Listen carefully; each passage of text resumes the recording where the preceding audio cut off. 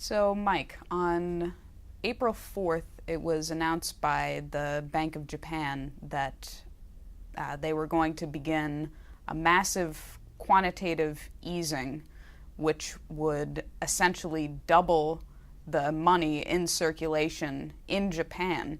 And this created a flurry of excitement among a number of people in the West, including people in Europe who were looking for some easy money, much like drug addicts.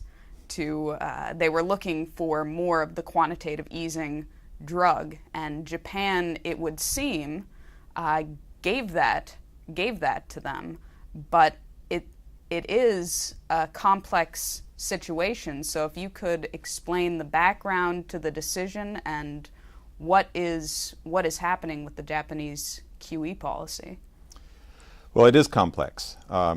Japan has reasons which appear rational, and they are in general rational, for doing what they've done, which is not just the quantitative easing, but it's part of a package that the new government of Shinzo Abe, who was elected in overwhelmingly last December, and who is following a period of 3 years under the Democratic Party of Japan, which was a disaster. It's a green party.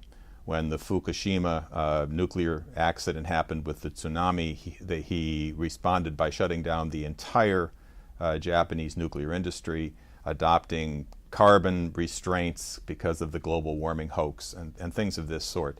So Japan was in dire straits.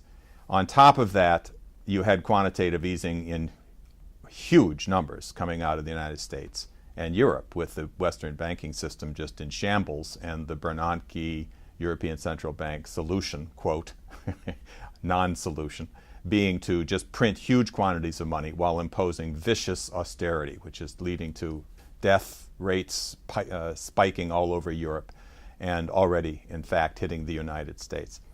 So it was in this context that he took measures, what he called his three arrows policy, with three parts, one of them being a huge physical stimulus, $140 billion actually added on top of some other infrastructure money, which was directly into the physical economy.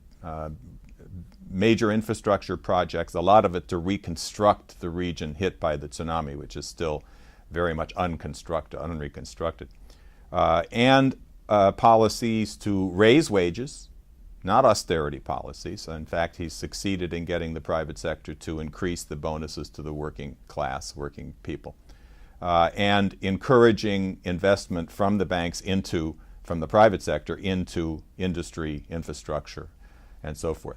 So it was part of a package, but part of that was quantitative easing to, in their view, counter the threat to the yen and to bring the yen back down, because it was in fact massively damaging their exports, having a very expensive currency. And of course, Japan is largely dependent on exports, and especially if they're going to get out of the economic stagnation they've been in for the last 2 decades, Abe decided to take these emergency measures. Problem is that quantitative easing is a policy which is a wide open invitation to the speculators.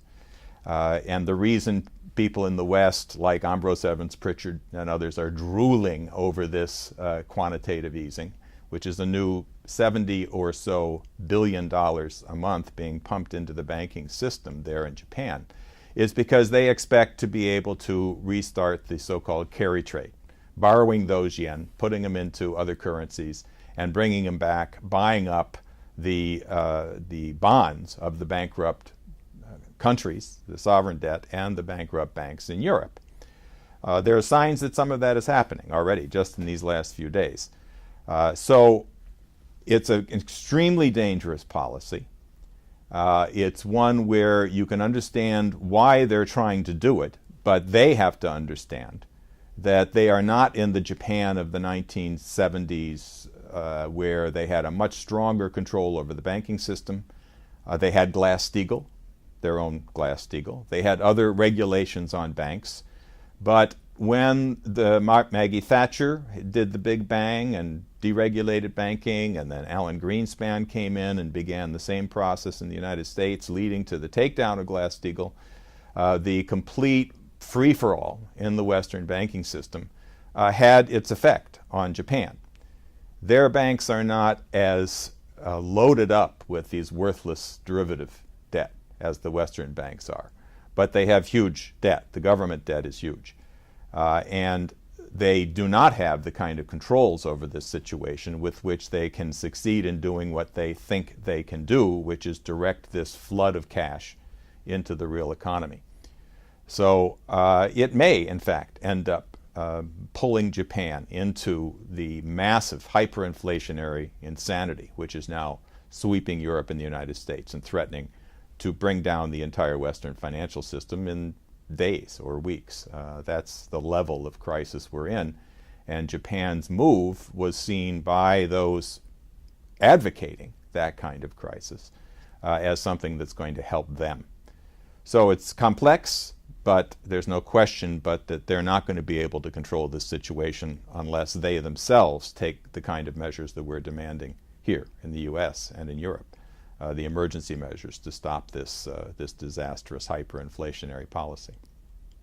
So is it the case that they're just stuck in this bad paradigm, in this QE paradigm, where they're not necessarily in control of where the money is going to go? Or are you actually saying that they could take control of this through reinstating their version of Glass-Steagall? No, not within Japan. We're beyond a situation where you can look at one nation solving the crisis that the world is in today. They are taking measures, I think, to some extent, as if they can solve this Japanese crisis within Japan. It can't happen. Lyndon LaRouche's response to the briefing on this, the fact that the Japanese have their own relatively rational thinking about why to do it, not just the QE, but also the stimulus, the very positive steps towards their economy, was that they're looking at it too narrowly. They're looking at it in Japan's terms. And more dangerous, Mr. LaRouche also said that we have to look at this in history. And in history, Japan has always been what LaRouche says as two Japans. There's always been two Japans. There was the Japan of the Meiji Restoration, greatly influenced by the United States, greatly influenced by the Alexander Hamilton policies, and especially Abraham Lincoln's form of that, which was just a few years before the Meiji Restoration in the late 1860s, and led to Japan not only breaking out of a feudal past, but very rapidly transforming itself into one of the leading nations in the world. But in the late 1880s and 1890s, about the same time the British were manipulating to get Bismarck thrown out of Germany, who was also following American system policies, and building Germany into what became another center of tremendous scientific and technological and cultural development. At that same time, the British persuaded the Japanese that as an island nation, short of resources, like England, like the UK, they had to follow the British model and become an imperial power and build its navy in order to be able to seize territories, take a colonial approach to grabbing colonies where they can guarantee the raw materials they needed to maintain this kind of industrial growth. So this fight between the British system of free trade, warfare, colonial policies, and the American system approach has been a battle within Japan ever since that time. And unfortunately, the British model has tended to win. In the 1890s, the Japanese adopted this approach. They went along with a British-instigated war against Russia in the 1890s, and then later ended up being drawn into seizing China, which essentially began World War II for similar reasons. So Japan has this history of being sucked into being part of this imperial policy. So we went through a whole century of 2 world wars, with Japan unfortunately playing part of the British role in these 2 wars, and we're in a 3rd round right now, heading for World War III, under British direction, with this puppet Obama in the White House, who has launched a series of policies to isolate China in Asia, to surround China militarily, to isolate them economically through a free trade pact called the Trans-Pacific Partnership, and instigating a series of territorial disputes, which you're familiar with, these so-called South China Sea disputes over these islands and the resources around them. And Japan is torn. It's not going one way or the other per se, but you can see by this step that if they get drawn into the quantitative easing hyperinflationary, quote, solution, as they may see it, which is part of the imperial policy in the West, they're going to be drawn into the other side as well. The isolation of China, the attempt to be part of the ring around China. Obama plans to build a second X-band radar, the major radar systems needed to direct the anti-ballistic missile policies, which the U.S. is building around China, just as we are around Russia in Europe, and which the Chinese correctly recognize as a threat of a first strike against China, because the U.S. has never agreed with the Chinese, which we actually have with the Russians, that we would not take out their nuclear capacities. And the Chinese nuclear capacities are relatively small compared to the U.S. or Russia. And we could, or at least some people think we could. It would be insane. But some people think, it's even been published in some of our military magazines, that we could have a counter-force strike. And if they were to do so, it would spark a global war, a nuclear war, a thermonuclear war, which would not involve, certainly not Korea as they're portraying it now, using the Korea crisis to build up this massive, both offensive and defensive forces around China. But it would quickly evolve into a global war, including Russia. So Japan's being torn. It's being pushed in this direction. It has some very, very wise people. Maybe they think they're a little too wise and they can outdo this. But they do have some wise people. Abe's administration recognizes the disaster that Japan had been in under this green policy of the former government and the decades of stagnation. Unlike the West, they are not imposing austerity. So they're pushing huge amounts of money into the economy, but unlike the West, they're not simply bailing out junk. They're buying treasury bonds, not derivatives. They're trying to get the money into the economy. Will it work? Almost certainly not. Not in the global context of this hyperinflationary bust. If you could speak more broadly about this temptation to get sucked into the playing the game as an imperial pawn, because one of the things we've reported on this website is the response from institutions like the Financial Times that published an article basically applauding the policies of Japan in the 1930s, comparing QE today to the policy of the finance minister of Japan in the 1930s, when in fact the great success was a result of military imperialism. So if you could address more broadly, because they're being very much attracted, and their attempts to coerce them in this direction to feed the Western addiction, as well as to act as a military base for the Obama thermonuclear war agenda. So yet they have within their culture, within their history, this contrary tendency. So if you could address that more broadly, because it's not simply an issue of Japan. They're not the only ones who have been played in this way. Yeah, well, you're right about the 1930s. They did pump huge amounts of money in, and in a sense, it appears they stopped the depressionary collapse more rapidly than countries in the West. But this was precisely the period that they had seized Manchuria, northern China, and were preparing, and by the end of the 30s, invaded the rest of China, and were doing this as a massive colonial, genocidal, you'd have to say, policy in order to guarantee their resources. At the end of the war, from which Japan was left totally destitute, the majority of sane Japanese recognized what an absolute disaster that had been.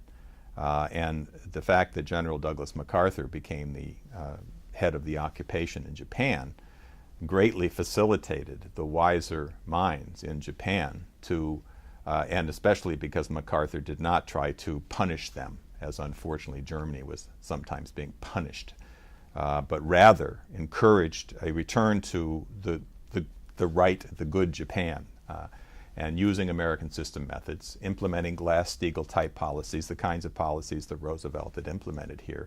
Japan was able to recover from this devastation very, very rapidly, and became, again, one of the great leading powers on earth, great industrial power, leading scientific nation, and a great deal of direct work on developing Southeast Asia and, to some extent, Africa, in using their technology as ways of building up nations in not a colonial way, but in a way of sort of American system collaboration, creating partners by building up other nations. This is the Japan that the LDP, the Liberal Democratic Party, which ruled Japan pretty much continually after World War II, generally advocated.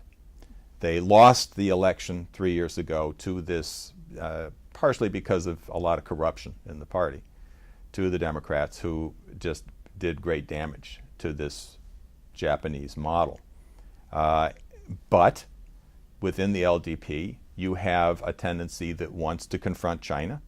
You have a tendency that wants to do away with the Japanese constitutional mandate from the post-war constitution that said Japan will not be a military power.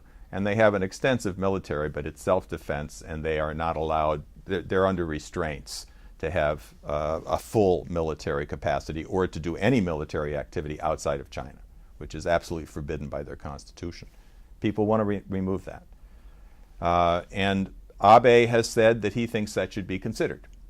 So these are issues that are in their minds. Now, you have an election in Japan in July. When they won the election in December, they got one house. They don't control the other house. They want to win that election in July. And almost everything that takes place in Japan is with that election in mind. The quantitative easing, for instance, is oriented towards, with the stimulus, getting money into the system now, which will have a short-term effect. But unfortunately, like the drugs you were talking about earlier, it's a high. But they want to win that election. And they're playing a certain nationalist card or hyper-nationalist card about these islands, confronting China about the islands, and could potentially, after the election, move in the direction of changing the Constitution and reasserting a kind of military tradition.